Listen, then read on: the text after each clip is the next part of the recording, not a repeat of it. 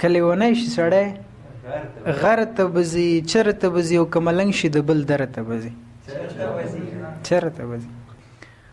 یو د وطن بل د هغې او بل د کور غمونه، یو د وطن بل د هغې او بل د کور غمونه. خدای را ورحمېږي دا خو به مې زړه وخوري چې 2 روپیو ته یې خپل دین او فرهنګ پرېښی دی، یو ګیلاس زهر خو دې داسې پښتانه وخوري. هغه به هغه وخت زما ژوند ته راوګرځي چې یو ځلې ما غوندې شکست په بېلتانه وخوري.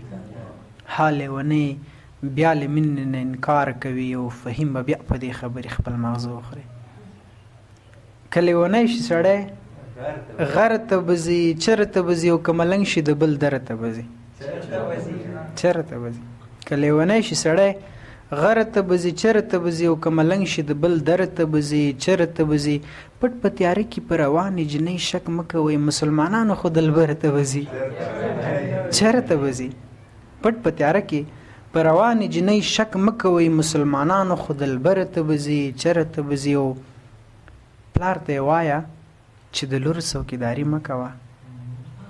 پلار ته یې وایه چې د لور څوکیداري مه کوه، جنۍ د پیغله د منظره ته به ځي.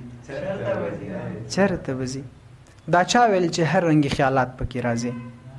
اکثر چې غزل لیکم زړه مې رات پکې راځي. چې ما له پېښور نه تر ننګرهاره پورې راوړل بنګړي دي مړې دومره خو به مات پکې راځي. چې ما له پېښور نه تر ننګرهاره پورې راوړل بنګړي دي مړې دومره خو به مات پکې راځي. او چې ستا د خولې جوټه اوبه مې څکلي دي جانانه، اوس خولې له چې هم څه راځي ټول شات پکې راځي. ډېره ډېره مننه.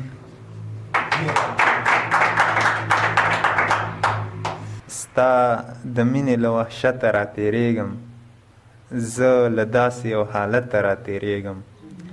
په دې ښار باندې د عطر و باران شوی، که د حورو له مالته را تېرېږم. او ملامته هم هغه د بې سودواله، زه یې مخکې خجالته را تېرېږم.